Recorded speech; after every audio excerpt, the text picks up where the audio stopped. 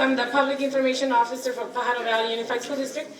A pleasure to be in front of you today, welcoming you to our State of the District. And because you are all special, we wanted to show you how we started our school year, welcoming our students and our staff back. And so you are in for a treat. Here it is. Ready?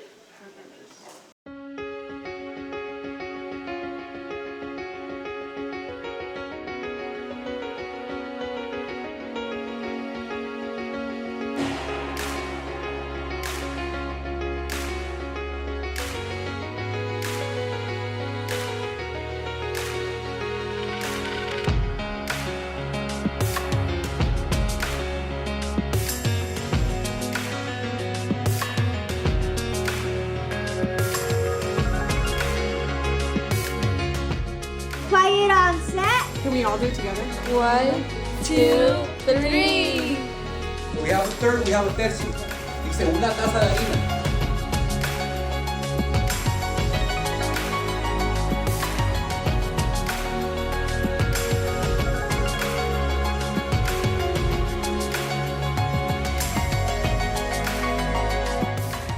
I wanted to get your thoughts. Sounds good. Yeah, I feel like it could be like maybe a little bit more like with different shades. Contrasting? Yeah, Okay, to make it more noticeable to others. okay. And for the writing here that says whole child, whole family, whole community, is that kind of like an ongoing curriculum? Good questions. And I have watermelon theater.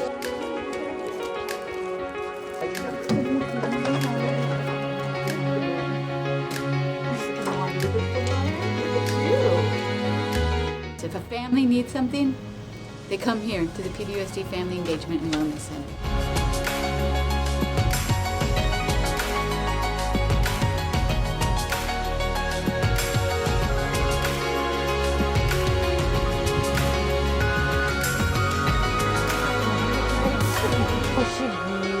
How do we want to feel in our garden?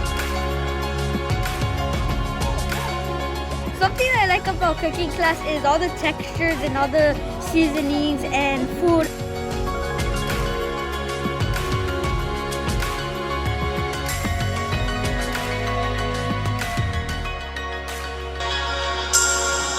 That's how we started the year. Isn't that beautiful?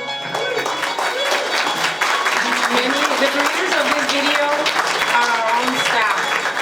There's a lot of talent, and the stars are the children, our students.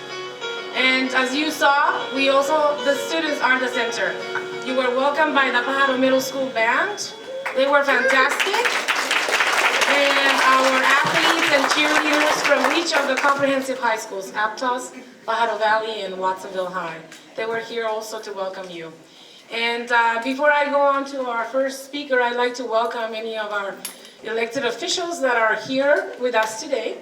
I'd like to start with, Senator Laird is here. Thank you for being here.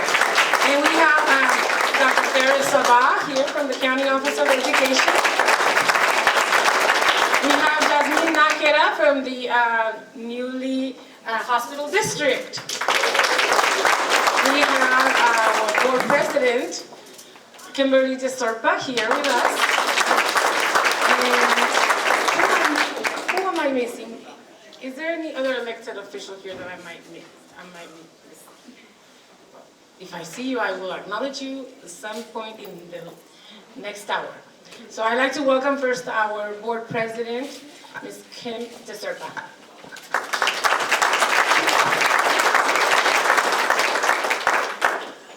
Good morning, everybody. Thank you so much for being here. I didn't know I was going to have to hold the microphone, so this feels a tiny bit awkward because I'm not a giant public speaker. But in general, what I wanted to say this morning was to welcome everybody here, including all of our electeds, our community members, our community leaders, our students, our families, our teachers and staff, and our administration. Thank you for being here, and thank you for making PVUSD so great. I'm gonna put my glasses on now. In 2010, when I first took my seat, I had to go in front of a very prestigious and special board pulled together by Bruce Wolpert. Some of you may remember Bruce Wolpert. He was a community leader and he was an education watchdog. And he knew that we could do better for the kids of the Pajaro Valley, and he put a lot of pressure on the board to do just that. I am very proud to say that I got his endorsement in 2010 and the endorsement of the board.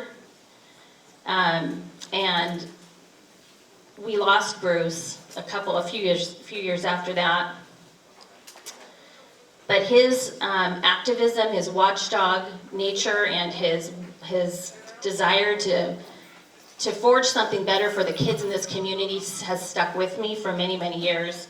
And in fact, it's his dream come true today in this district. What you're going to hear today from Dr. Rodriguez is nothing short of miraculous. The data proves that we have moved the needle in the right direction in terms of achievement for these kids, and we know that education is the great equalizer for families and children in our community. So to all the teachers who have believed in the vision of Dr. Rodriguez, to my fellow board members who have stayed the course in terms of policy setting and rising up against forces that would try to stop progress for kids and families, I thank my fellow board members, and I thank you, Dr. Rodriguez, and your administration. Sorry, I'm shaky and I get nervous when I'm in front of everybody. I want to thank Dr. Rodriguez and our administration for being such great leaders and having a wonderful vision on behalf of the kids in this district. So anyway, that's really what I want to say.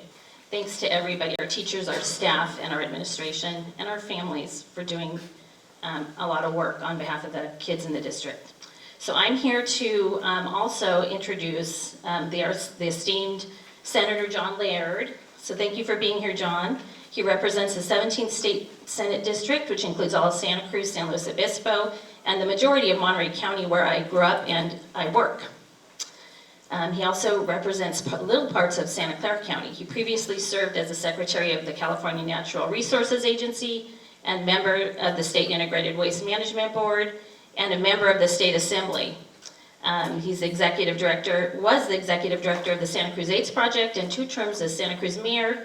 His lifetime of public service and social justice advocacy saw him become one of the first openly gay mayors, fantastic, to serve in the United States of America. And I also want to point out a very special thank you for all the work that you did on saving our hospital, Watsonville Community Hospital. Thank you.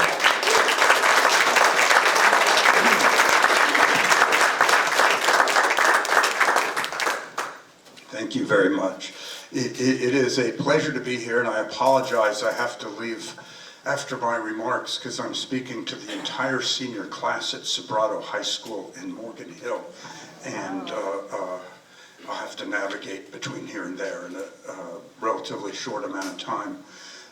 Normally, I would want to give you an update as the chair of the Education Budget Subcommittee on how great we did this year, and it was unique. It's a 13% year-over-year increase to K through 12 in California. We are way out of the bottom now, and it was a good year for that. We have a lot of money for higher education, housing, and including community colleges, which we hope will ease a little bit the rental market by doing that.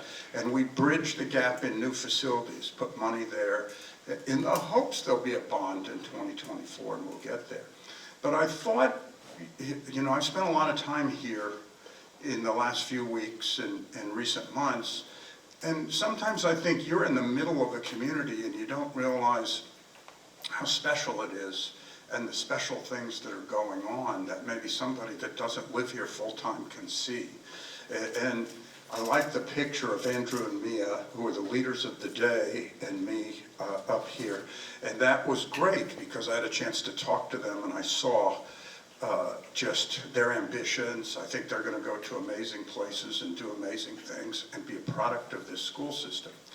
And last year, I was instrumental in restoring UC Cooperative Ag Extension to where it had been 20 years ago.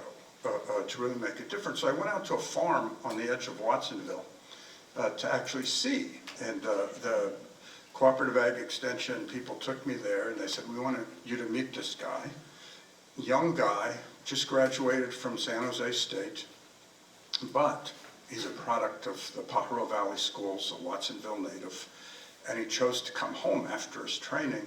And just in a few short months, he had lowered the water use on that farm by 15% using UC Cooperative Ag Extension in his education. And the farm manager said, oh man, he's got a job here for the rest of his life if he wanted to. And I think there's a product of this school system, somebody that came home, somebody that's using it in a very good way and decided he wanted to give back to the community. And I've been making the rounds in your school district. So I spoke to an ag class at Watsonville High a couple of weeks ago and was so impressed because I think every student asked a question and they were all good ones. And they were all talking about where they were going. And I went out to Starlight to see the culinary garden and the new kitchen facility and really found that there's only 5 of those around, and this is the only one that's really new. It's incredibly special, and that day a local landscaper was donating the grading.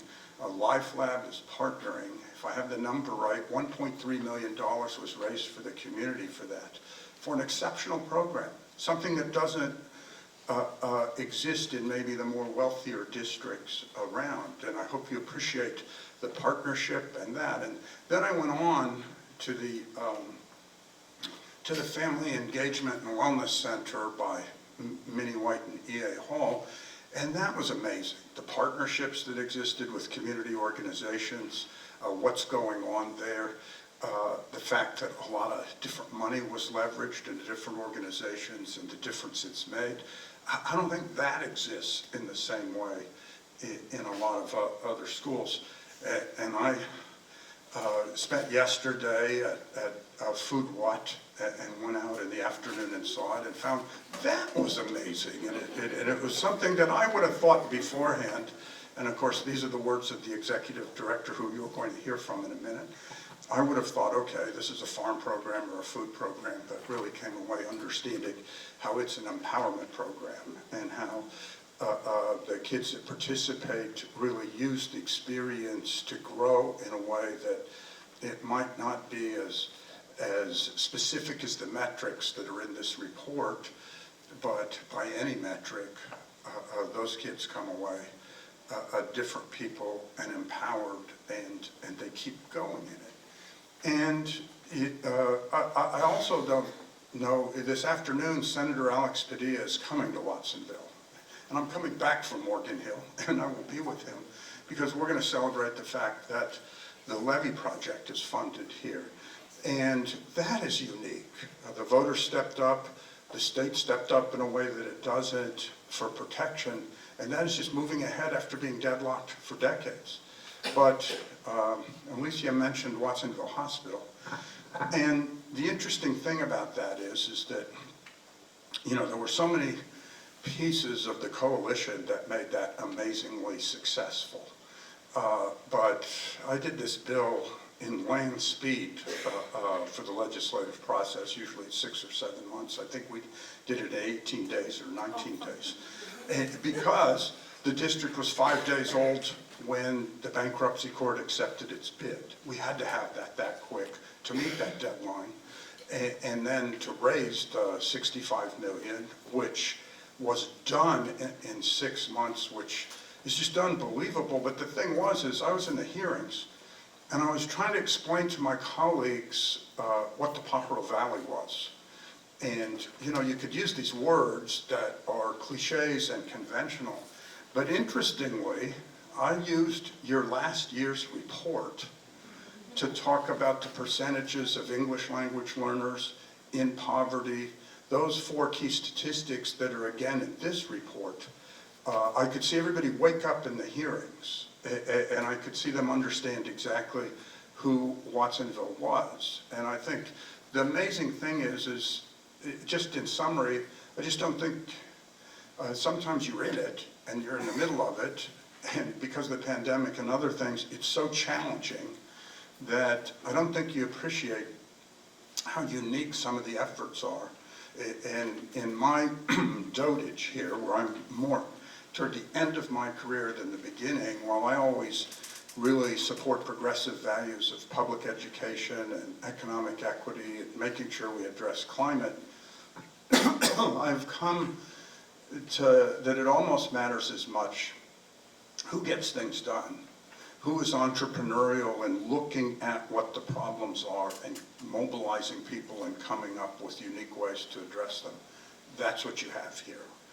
And you have it here over and over again in a way that makes me proud to represent you. And I don't have any trouble in going and asking other people to support here because you've taken the hard steps to do the leadership from here to start it and make it possible. So thank you for letting me lead off today. Thanks for all the work you're doing.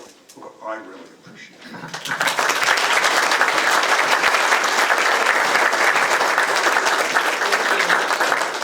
It's wonderful to have these caliber of advocates for Watsonville and for our school district. Thank you, Senator Lair, for always being here. And our next guest, every time I see him, he makes me smile. He has the brightest smile, and he is a very wonderful partner of PVUSD. And I appreciate that the co-executive director of Food Walk, Doron Comerchero, is here. Welcome.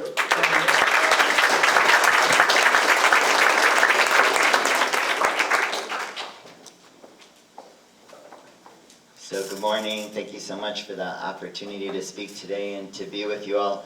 I have a little calendar at home that I write what I'm doing this morning. I wrote that I was speaking at the State of the Union. And my wife was really impressed. But I feel much more comfortable with you all speaking about what I know about. So I'd like to use a few minutes that I have to share about what we're hearing directly from youth in our program with the hope that it could support all of our collective efforts in the way that we seek to support youth. For those of you who are new to Food What, we are a youth empowerment and food justice nonprofit. We serve teenage youth and high school countywide. We're using food and farming as a tool for empowerment, and so much more is happening. We're seeing wellness and healing. We're seeing community building. We're seeing job training, resilience strengthening, and really whatever impact the young person who's coming to the farm is seeking. So we've been partnering with PVUSD really from the very beginning, from the first day, but in the last few years, we've really deepened and made that partnership way more intentional. And this year, the way that we did that is by partnering with the district to really find who are the Tier 2 and the Tier 3 students so that we could prioritize them in our programming. And I'd like to just share a little bit about the youth that we serve. So I'm going to go into statistics for a minute, and then I'm going to come back to my normal self. 30% of the youth we serve this year identify as LGBTQ, with a number of trans youth, and that's in comparison to about 13% countywide. A quarter of the youth we serve are food insecure, in comparison to about 12.5% countywide. 44% of the youth that we serve have worked in the fields themselves, with over half of the families that we serve being farm workers in the county. 37% of the youth have been suspended or expelled, with only a very small 3.7% suspension rates in the district. About a fifth are housing insecure. And so I shared these stats as a way to point out that the youth we serve, the youth who are in Tier 2 and Tier 3, are really the youth who are at the margins, who are mostly at the margins. And what does that mean? And so for many years we've heard at Food What that Food What is a safe space, and everyone in this room knows the importance of a safe space. This year we're hearing something a little new and a little different, which is really what I'd like to share this morning. We're hearing the difference between fitting in and belonging. So you can think about fitting in as molding your way of being to be accepted by those around you. It's really you meeting everybody else and their needs and their worldviews and their space.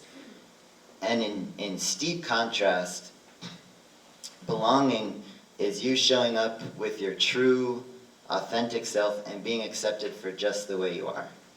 So even just sit with how that feels in your body for a minute. I'm sure each of us in this room have been in the places where we're trying to fit in, or we have to fit in, or what have you, but think about how it feels in those places of belonging. What it feels like to be at peace. I see a lot of head nods. You know, what it feels to have your heart open, or to be vulnerable, or what it feels like to see yourself beaming and shining. And youth are telling us how critical these spaces of belonging are, and they're also telling us that they want more of those spaces here in Watsonville. So that's the main message I'm bringing. They're also telling us how important it is, especially in this moment of really intense youth mental health suffering, to have places where they could be fully themselves, 100% them. Now at Food What, most of the youth know by now that they could come with every part of themselves. Their whole self is welcome on the farm and in the kitchen and in our different spaces. And in knowing that, it often creates a really strong invitation for them to push into the parts that may not be serving them or might be causing friction with others. And just last night, every Wednesday night on the farm, we have a dinner. Part of the youth crew are working on a family CSA, and part of the youth crew are cooking dinner for the rest of us, and we sit down. And I was sitting next to one of our youth last night, Mimi, and I was just asking her, I was telling her what I was going to do today, and I was just asking her, you know, what do you think about this concept of fitting versus belonging? And she had a lot to say, but I'll just share with you the very first thing she said. She said, what allows me to be me is that no one is judgmental. So I think we understand that space with the absence of judgment is really part of that space of belonging. One of our permanent program staff, who is an alumni of Food What, shared about the great pressure that she felt in her high school years to answer the question, what do you want to be? And she explained feeling this as the pressure to fit into the already existing world. She said that she had to find her own thing and on her own terms. And really, we could think about these spaces of belonging as spaces that allow youth to move beyond and to dream past the already existing world into a healthier world, maybe a space with more connection, more loving, more justice. Paco, one of our other co-executive directors, he often speaks about Food What's long game with youth.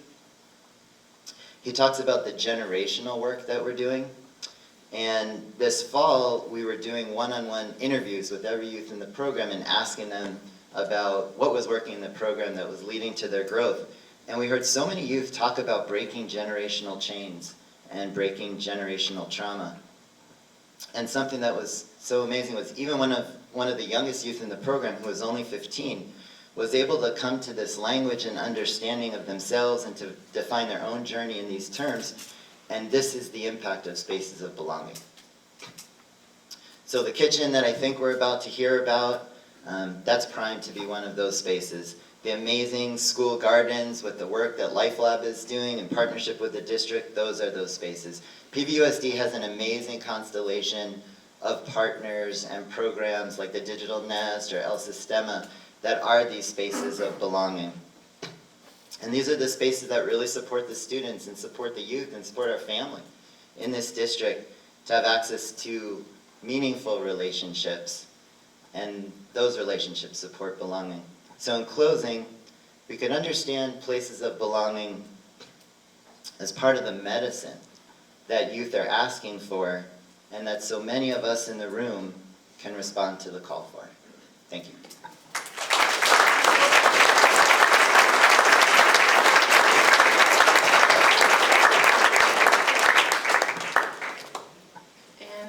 Wow. Thank you, Doron. That was beautiful. And this is another slide while our next student performing group comes in. I'd like to ask Ms. Moran if you can let us know what we're going to hear. These are our students from McQuitty, from McQuitty Elementary.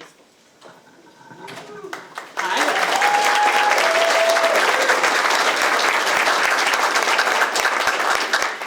We're so glad to be here with you today. We're from McQuitty, and we're going to be playing a piece called Round and Round.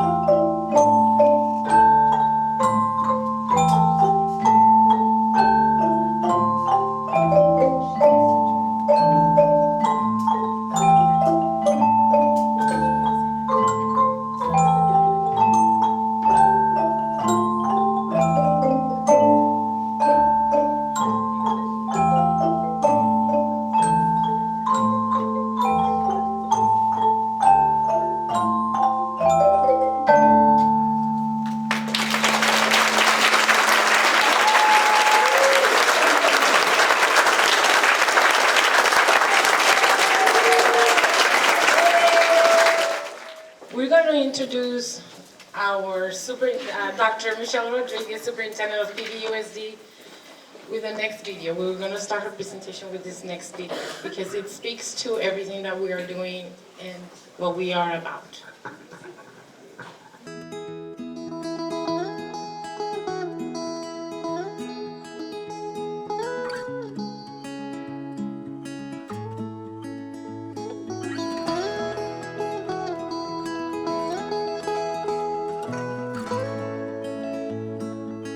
In PVUSD, our unwavering commitment to the whole child, whole family, and whole community begins with a strong foundation in education. Every day, our students are able to engage with innovative learning that authentically enables them to explore their passions, cultivate their interests, amplify their talents, and have transformative experiences.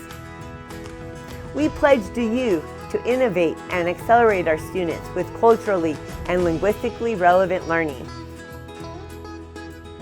and to transform the system in PVUSD so that all of our students are successfully prepared for college, career, and life.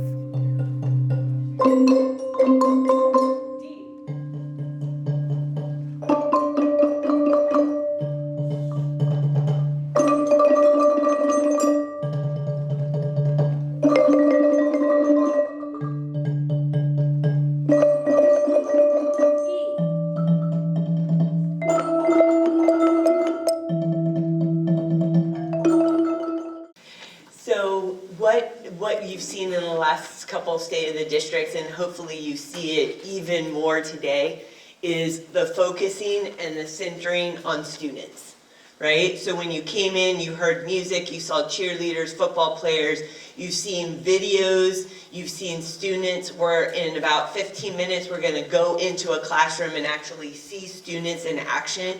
All that was so that you, every single person, can see, hear, and actually feel what our students feel every single day.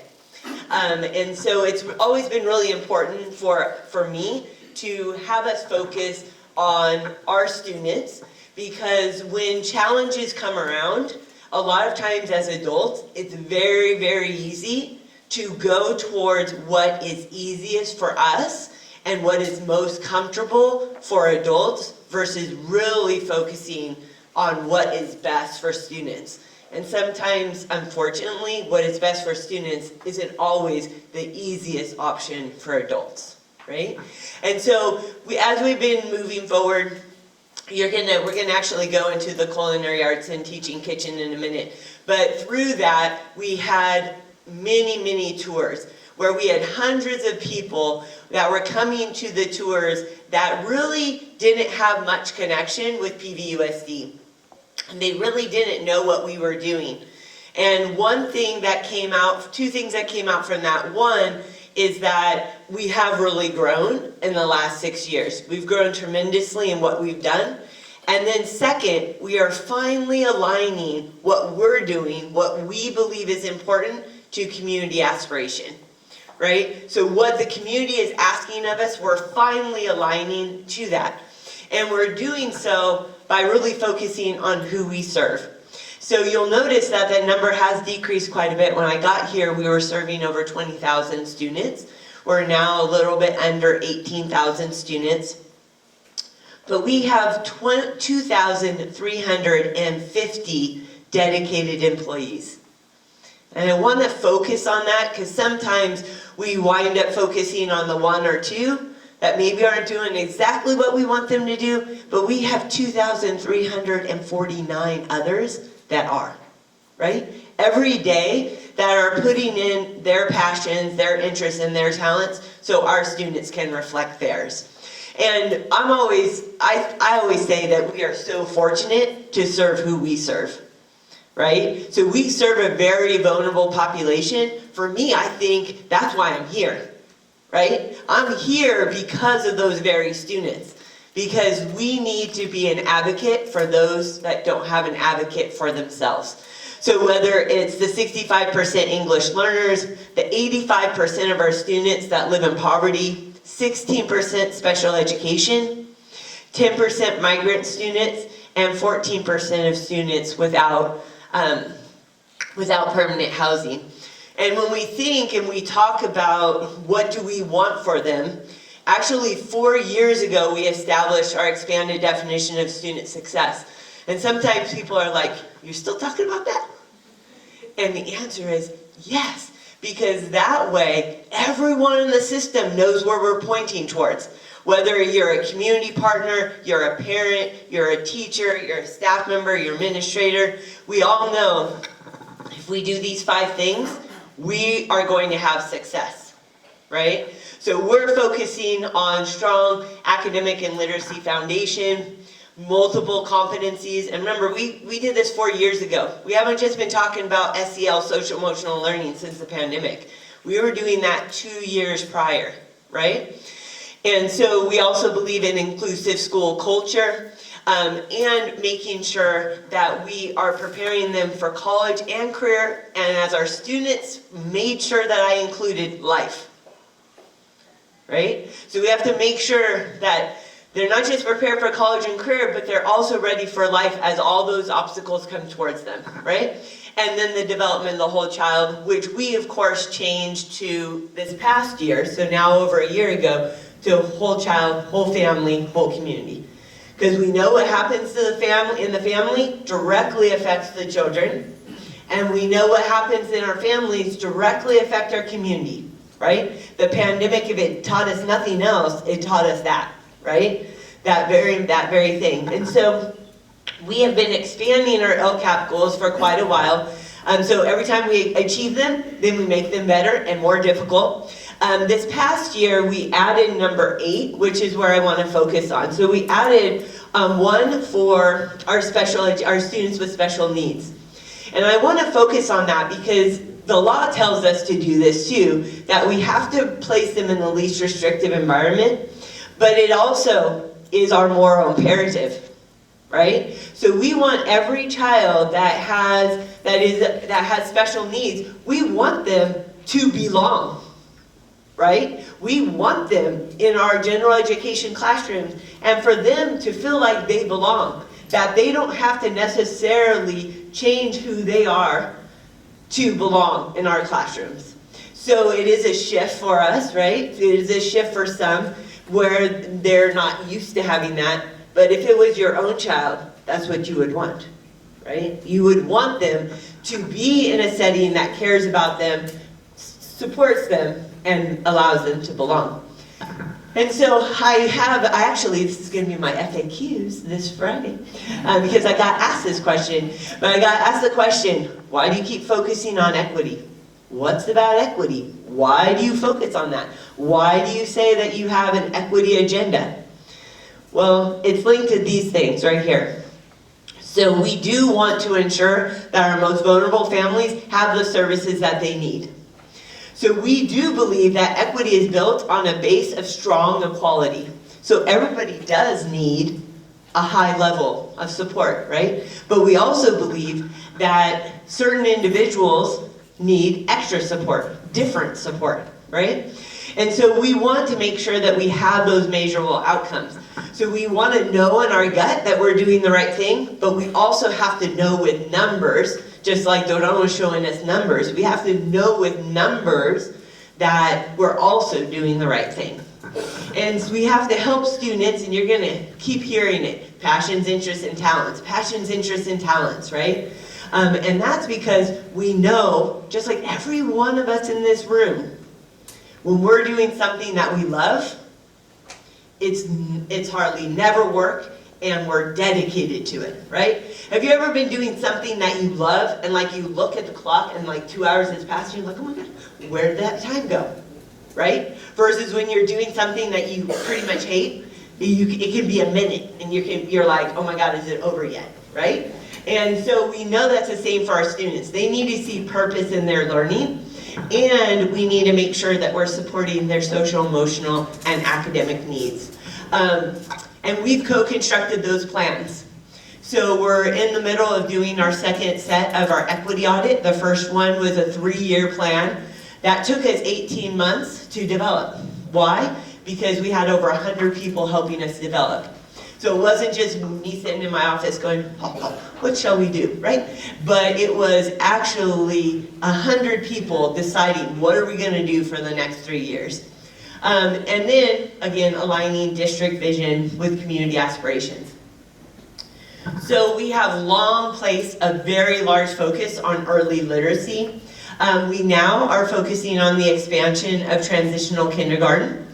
And so we really want to make sure that we focus on it because we know that early education matters, right? You look at higher socioeconomic families, and they have placed an importance on early education, whether it's in the home or an outside location, because we know that brain development, so much is happening during those first couple of years, right? So much is happening that can't be reversed out, and we want them to have those readiness skills. We want our students to come to kindergarten, come to first grade, already knowing their letter names, already knowing how to hold a pencil, hold a crayon, right? How to write their name. Things that many of us in this room made sure our children knew, right? But we want to make sure and level that playing field, because historically marginalized students have not had that opportunity. And I'll just put it out there, there's a reason why they haven't had that opportunity, right? So we are, the state, but also PVUSD, is ensuring that every child, when they get to kindergarten, after they've done transitional kinder, that they will be prepared to take on the very work that we're asking them to do. And that will lead us to closing that opportunity gap, because we truly believe that the achievement gap is actually the opportunity gap. And our students have proved it time and time again. We give them the opportunities, they sure learn, right? We just have to make sure that we give them that opportunity. And our parents care about that. So we've been listening to our parents. 83% of our parents said that they wanted full day kinder, right? Why? Because they know that just having 3 hours of anything is a challenge, right? Versus if you could have that 6 hours. And that 77% said, could you have it close to my home? Right? So I don't have it just in pockets around the district, but I have it throughout the district. Because 90% of them said it's going to help them build relationships. And so early literacy has been a focus for us for over 5 years. And we're super proud of that work. So it started at 3 sites with just supporting less than 600 students. Now look where we're at, and only 27 instructional staff, that's it. Fast forward all these years. Now we're at every single site and 449 staff members every single day support early literacy, right? And then that is every single elementary child, 7,420 elementary K-3 students receive that instruction, right? And what we know is that it's working. So kinder, 47% met their target, which is not what we want to see, right? Which is why we're moving to full day K. 60% of our first graders met it. 74% of our second graders, and 88% of our third graders, right? So we know that if we keep the same vision, keep the same focus, we can achieve great things. And we have our Early Literacy Collaborative, which is 11 partners that every month meet with us, and together we figure out how can we continue to move this forward. And so going off of the passions, interests, and talents, you know, Julie Edwards, I always try to mention just a fantastic job that she's done, because people talk about the CTE department and they think it's like this big group of people, but it's actually, well, she has a few little team members, but it's really a team of one trudging along. And now we have 3,200 students. So 61% of our high schoolers is in a career technical education pathway. So when people say, PVUSD, they don't have hands-on stuff anymore. Oh no, we just don't call it ROP. But we have more students than ever that are in a hands-on CTE pathway. And we know that this is important to them because it's going to help them with their cognitive, social, emotional, and academic development, right? And so something that's been super important to us is we wanted to make sure that the courses were A through G aligned. So Julie made sure that every single CT course is A through G approved. That means I can take the course, it goes on my transcript, and it counts towards college, right? It's no longer just this fluff course that will be good if I don't go to college. Actually, now it's a way to get to college, right? And we have 6 dual enrollment courses, 14 articulated courses. That means that our teachers are teaching them, but they get Cabrillo College credit, right? And so here are a few of our students and some of our signature pathways. Something that's really important is that we know when we align with their passions, interests, and talents, students do better. So there was a 31% more A through G completion rate for students that took Writing for Stage and Screen, which is linked to our Latino Film Youth Institute work, versus English 1.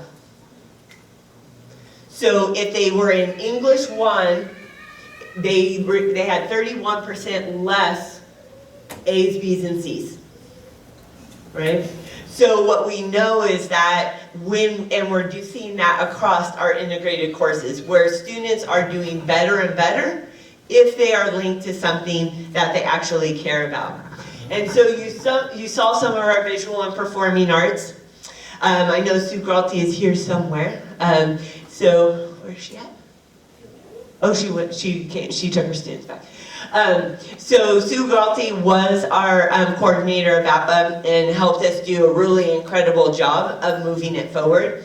Now Stephanie Monroe is our new coordinator. I know she's going to continue, she's over there, she's going to continue that work forward.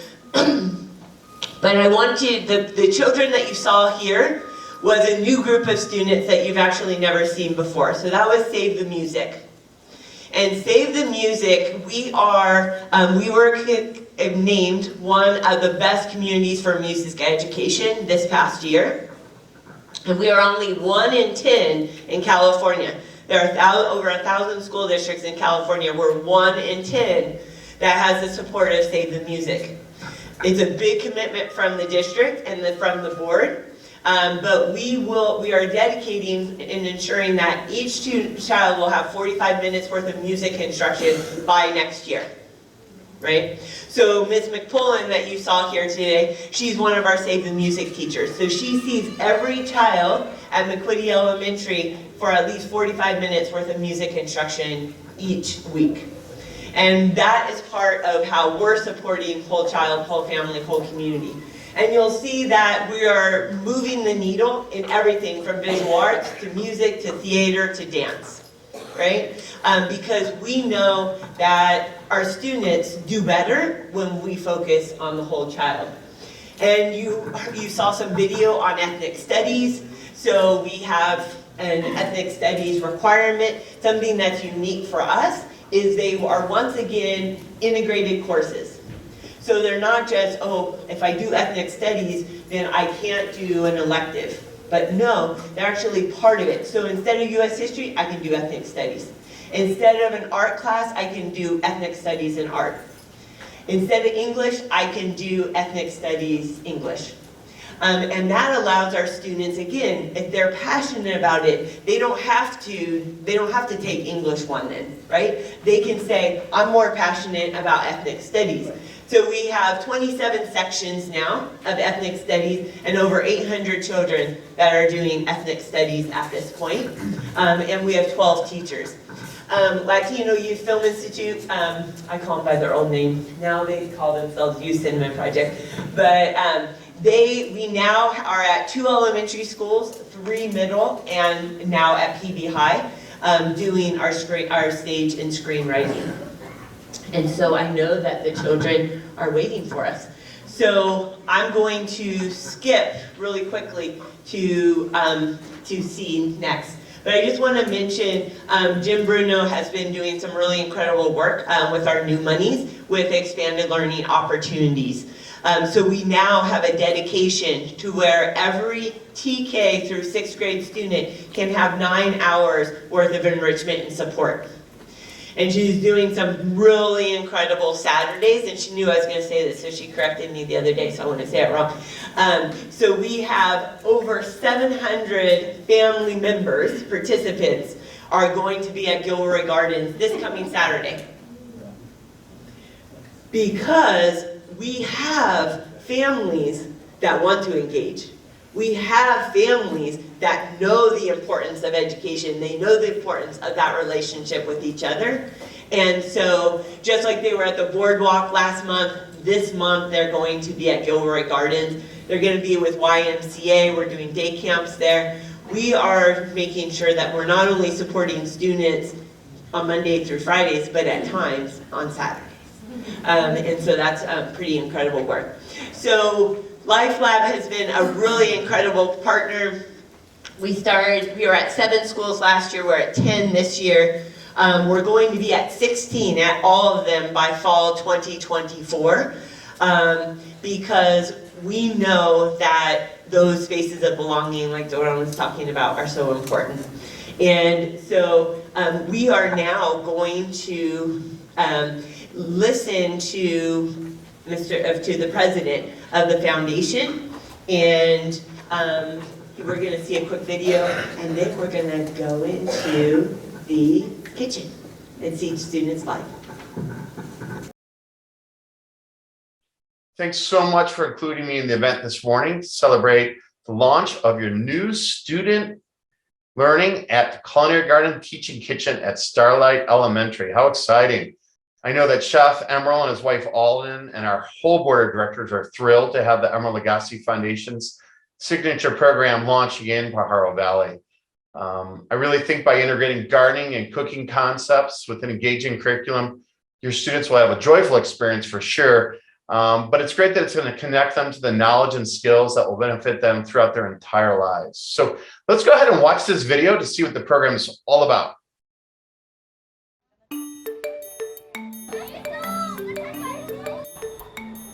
What do worms eat? What do they like to eat? My uncle and my dad had a farm. We had a garden in the backyard. I learned about the importance of seeds. I learned the importance of the soil, how to harvest it the right way, but then how to cook it. A natural way of doing things from seed to soil to the table. I want to share that with young people. When you see children connecting with seeds, soil, and now their products, and what to do with those products, knowing how to cook it, it is so fulfilling for these young people. To see the expression on their face is really a beautiful thing.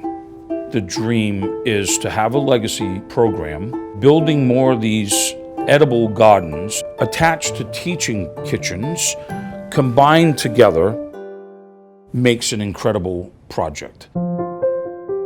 So hopefully that the more of these that we do, the more people that we touch, to make it a better place, to make it more of a delicious place.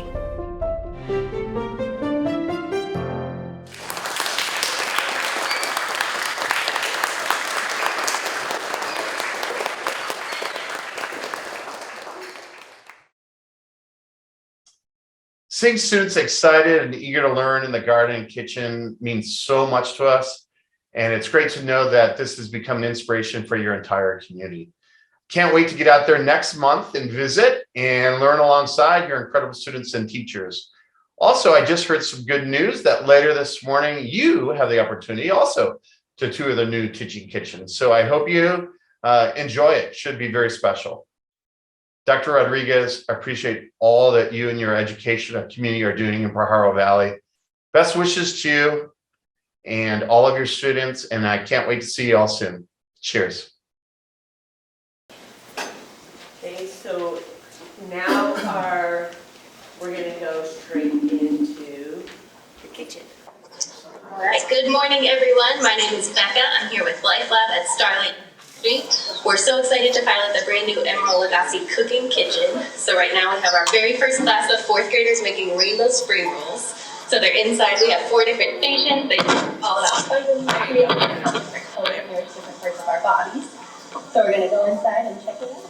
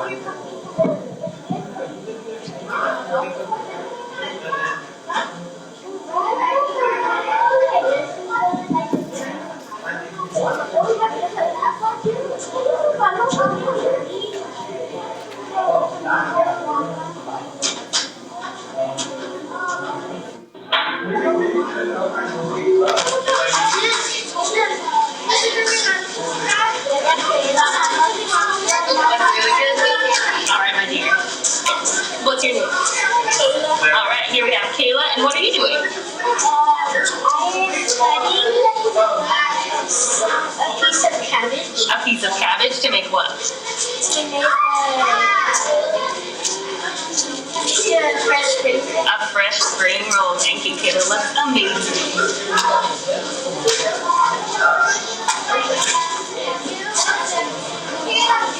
What's that?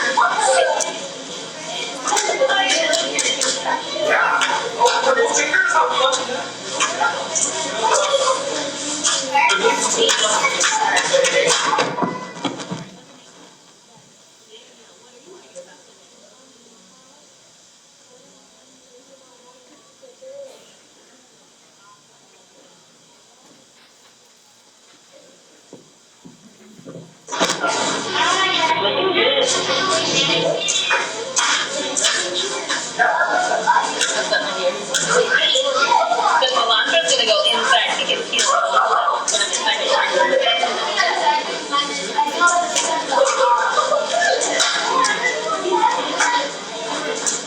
I'm done. Alright, what's your name? Ezekiel. Ezekiel, what's something new you're learning to do in the kitchen? What's something new? I am learning how to be safe in the kitchen while having fun. Awesome, that's pretty important. Looking good. I'm already done. So like this? Yeah, you got that.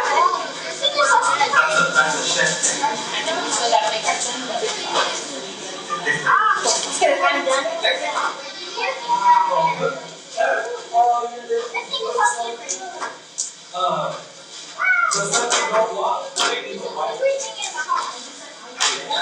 And what I want you to do is clear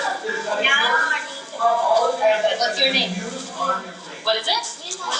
William. And what do you enjoy most about lessons here in the kitchen class? I get to enjoy having fun cooking with my partners in class. Awesome. I'm glad you enjoyed it. Thank you. Did you guys make the sun butter? Did you make the sun butter?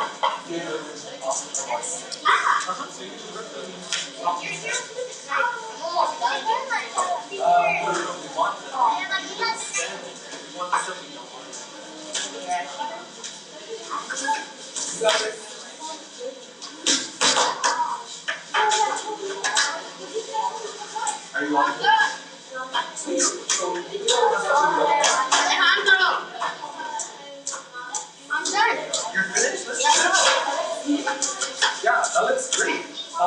You can scratch into the and you can start it.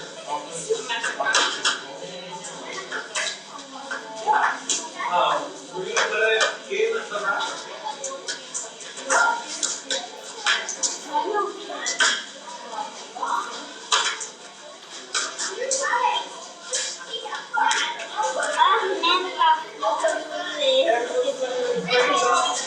We should be finishing up with the veggies and we should be putting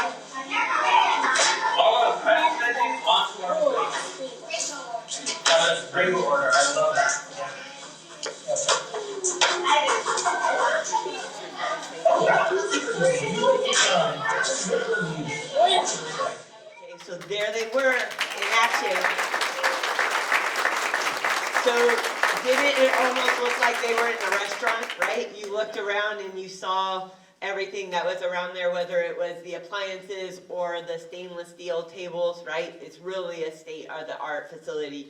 So it is a $3.2 million facility. With 1.4, it's now been raised up. So didn't it almost look like they were in a restaurant, right? You looked around and you saw everything that was around there, whether it was the appliances or the stainless steel tables, right? It's really a state-of-the-art facility. So it is a $3.2 million facility. With 1.4, it's now been raised up. 1.4 million donated by our families and communities. So really appreciate that. And I do often hear, are we going to get one of these in my school too? And I always say, well, probably not. There is only, well, I try to be truthful, you know. So it's only 1 in 5 in the nation. So it's called his legacy program that he mentioned. There's only 1 in 5 in the nation. We are number 4. We are definitely, that's why they keep showcasing us. We're definitely, when we do something, we do it well, right? So that's why we're kind of special on that. So we're gonna now just talk about the physical and social emotional support. So even prior to the pandemic, we were really focusing on the physical and social emotional supports of our students.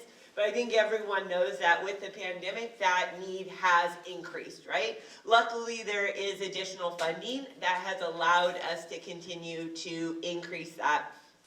And so I'm going to start actually with PVPSA, which is off to the side. So, you know, they are a dedicated nonprofit for us that has been doing fantastic job for so long.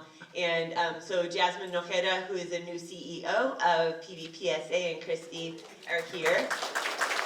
And I just want to show the numbers, but also just speak a little bit to, you know, when the pandemic shut everybody down, most people went only to teletherapy.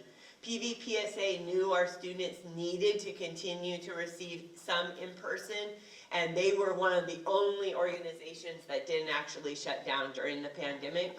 And they continue to support so many, right?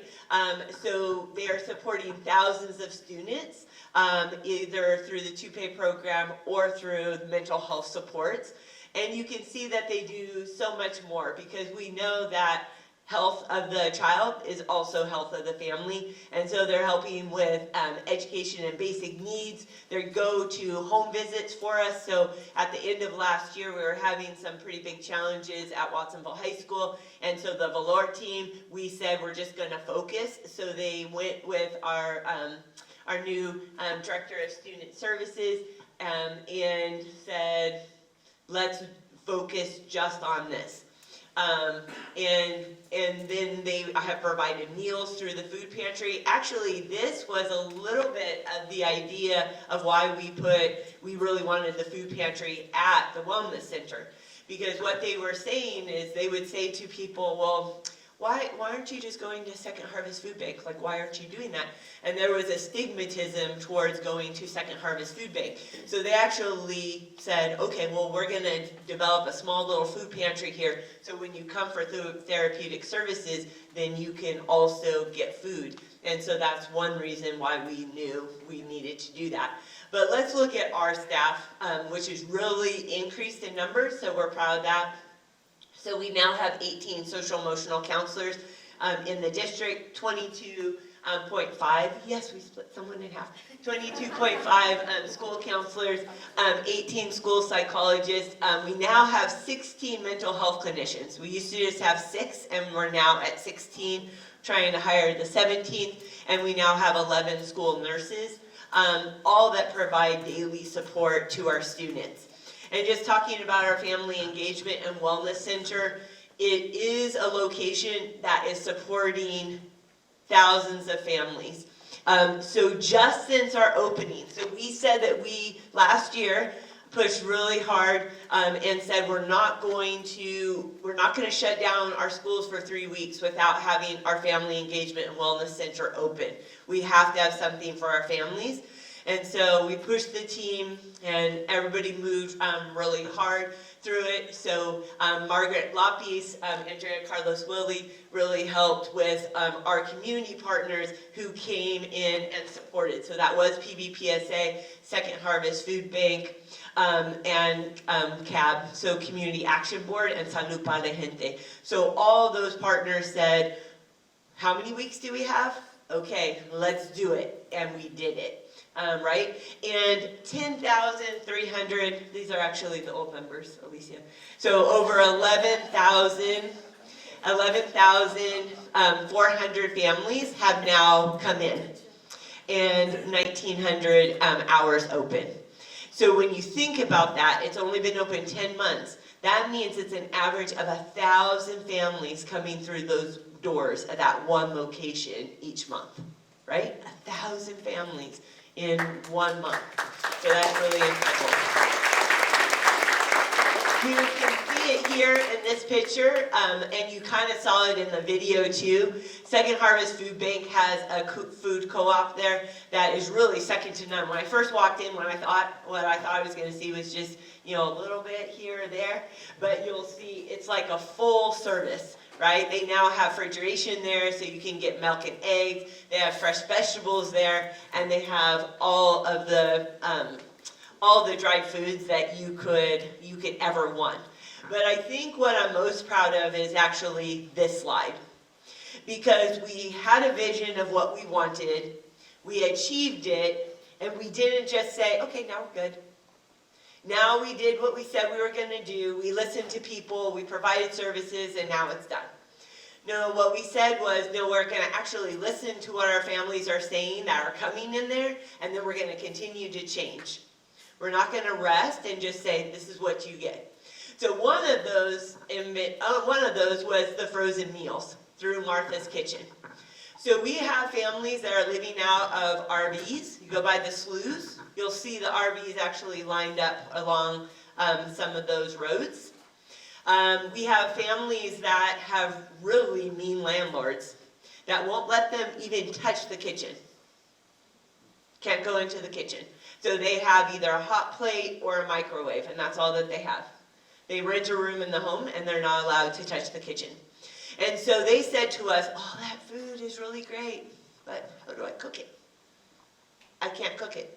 So then Chrissy McLean, who at that time was really supporting the Wellness Center, helped support Martha's Kitchen. And so now we provide frozen meals to our families that need it. And we even heat them up if they need us to heat them up in there, right? Then through the expansion at Food What, we have a larger number of students that are with Food What, and they said, could we do a farmer's market at the Wellness Center and sell what we're growing for $1 a pound?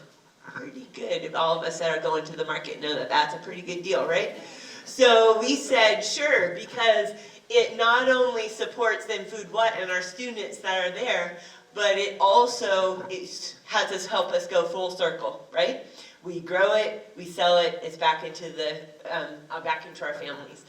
We do small group counseling there. Our families said that they needed a way to be able to print things, scan things, copy things. So we have a community technology center there.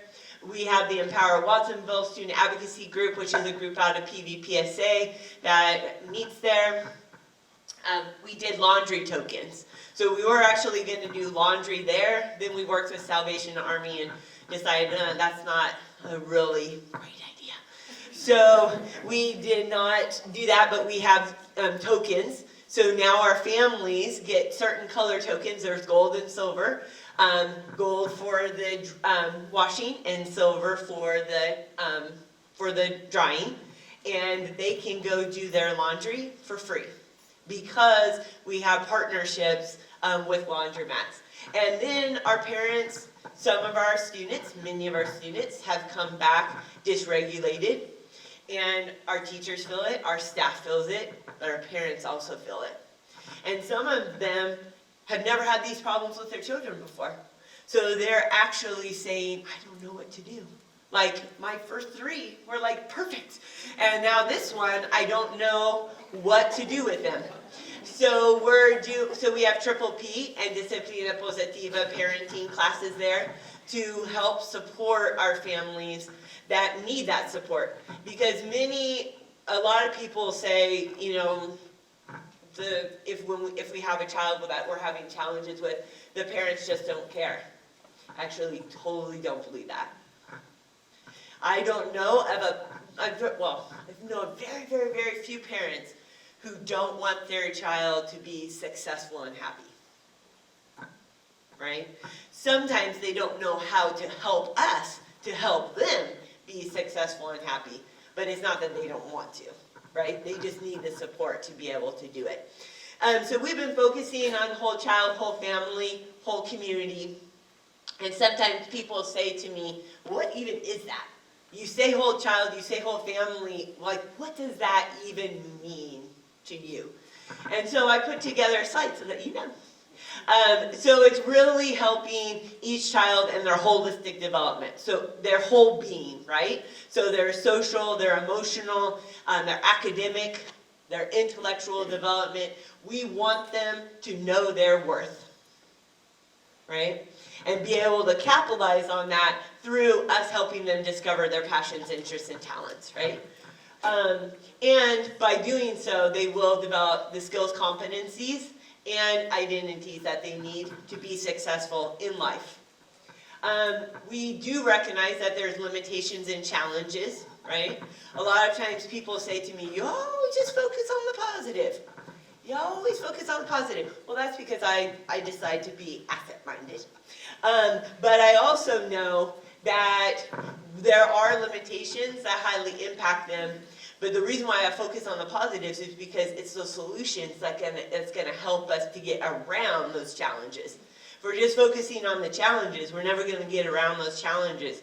But we're gonna focus on the solution that's gonna actually help that. And we're gonna leverage those voices, those assets, and those experiences of everyone around us so that students can have that academic success.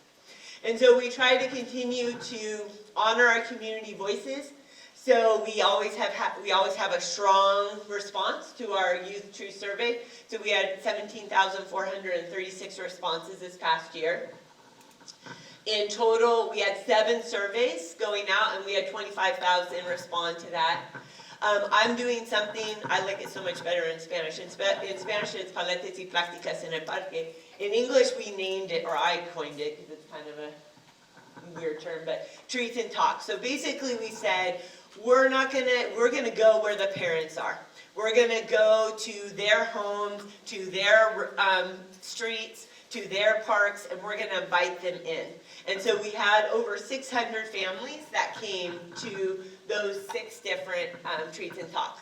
The first one, Rich Moran was there. We had, I think, well, when we went to the park, it got better. But the first one, okay, there he is. The first one, we probably had 20, 30, I don't know. It was very, very few.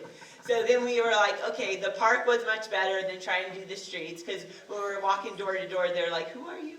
And then, but by the last one, and I wasn't even in heels, I was in tennis shoes, we literally had so many, I almost got toppled. And I told Alicia, I guess be careful what I wish for, right? Because I had been wishing, like, why aren't people coming? I want more people. And by the last one, we literally ran out and had people angry that we ran out, and were trying to get me from all directions.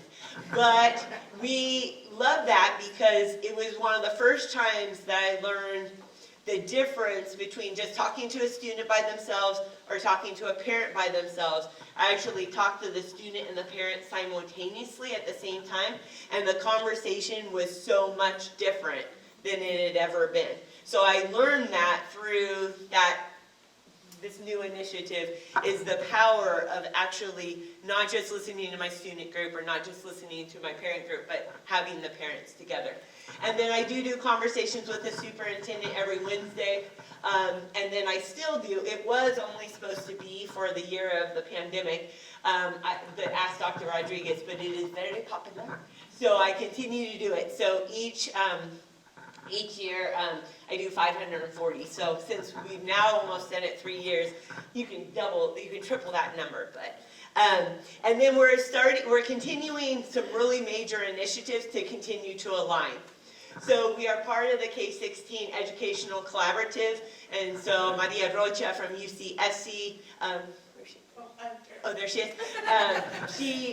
She is one of the key leads on that, but this is some new funding that's coming down. It's called SURF funding. So it's a really long location. It is 6 counties, all in the Central California. And so it's from Santa Cruz all the way down to Ventura. And we're working together with everyone from UC Santa Barbara to UCSC to CSUMB, where we are part of this regional commitment to disrupt inequities. And we, in the grant itself, we are, I think, the only one, maybe there might be one other, but we are one of the only K-12 districts actually highlighted in that grant. And that's because we've been there from day one, forming those conversations, right? So we try to be really big on not having things being done to us, but make sure that we're involved so that then we move it forward. And when we get that grant, and it's great likely that we will, it will be $15 to $18 million for our region, right? So that's a large amount of money that will be placed into the system for helping support college and career readiness. And then Alicia Jimenez has been really working with Michael Berman and his team on the CEI group. So that's the Community Engagement Initiative. This is through California Department of Education. We are one of 17 districts in the state to work on it, and it's really based on that belief that parent connection, community connection will empower and cause a synergy within the system. And I mentioned it a little bit earlier, we are engaged now in the second equity agenda, equity audit. So we're really focusing on what can we continue to do. This having more of a linguistic, racial, and cultural lens to it. And we're talking to key stakeholders throughout this next 2 months. So many of you have been tapped to be asked if you can be interviewed. They're going to be sending out the second set of invites. So if you want to be part of this too, and you want to make sure and be interviewed, please let me know. And so we're so lucky because as we mentioned, we have 89 partners, and these are true partners. These aren't just people who have helped us once and then they walk away. But these are people who day in and day out support our students and our families. And we're really lucky to have them. Yesterday, I was on a panel in Los Angeles with the U.S. Department of Education, and they asked me to be on that panel because of the work that we do around our partner ecosystem, right? Because they're trying to highlight the fact that education now really is the hub and is being asked to do so much, right? And the only way we can do all these things that everybody's asking us to do is if we actually partner with people around us, because otherwise we can't do everything that we're asked to do. And so we need courageous leaders like each and every one of you. So whether it's a leader in your organization, a leader in the community, a leader even just with your family, we need people who are willing to continue to look at large-scale change and structural transformation, right? Not just put a Band-Aid over what we're doing, but really look at what are we doing and how can we shift it to make it better so that we can achieve equity of outcomes. It's not good when we can look at someone and say, oh, you are a student with special needs, so I know you will not achieve. or you are a student of poverty, so I know you will not achieve. That doesn't help our community. So we need people that are willing to do that, and that we will then be able to create and shift those ecosystems, right? And of course, collaborate with us. And so our children, our families, and our community need each and every one of you. And like our theme says, together we will lift up. We have students now coming in to end us. So please don't get up until after Elsie Stama comes, and they'll finish us out the right way with students as the focus.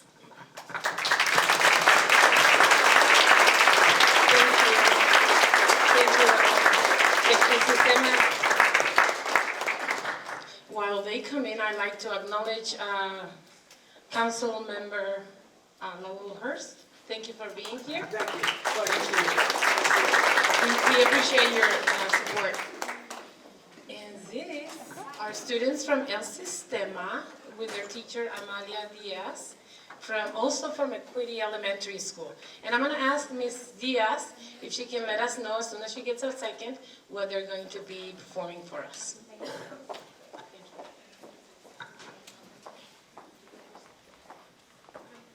Hi, my name is Kelly. Milena and I play the violin.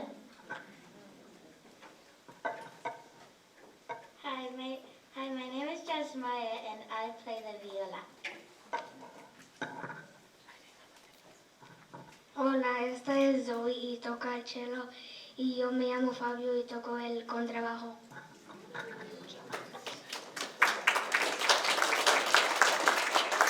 We just launched a new program, and Makwidi is the Start in the Strings in 5th grade. And these students have been actually playing only for about a month. We prepared a couple of songs for you. The first one is an Irish polka combined with an Italian tarantella. And we use this piece because it has a drone. A drone is a note that repeats all over and over. And we can play some music together. And the second one is the famous Twinkle Twinkle, where they start putting fingers on the strings. Thank you.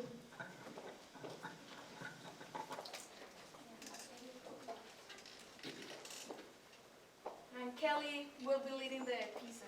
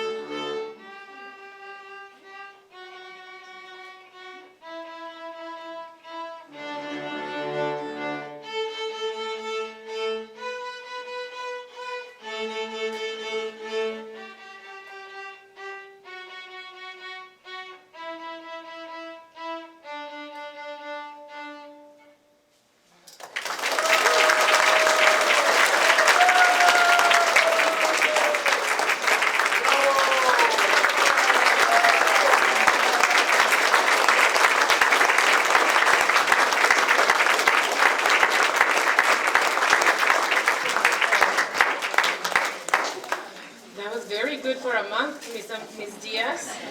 Can't wait to see them next year, right? And that concludes our presentation for today. I want to thank you everyone for spending your time, your morning with us and learning about what we're doing. And we look forward to many more adventures together in education. Before you go, we do have coffee, berries, and panecito. Please go happy back to your offices. And thank you for coming. We'll see you soon.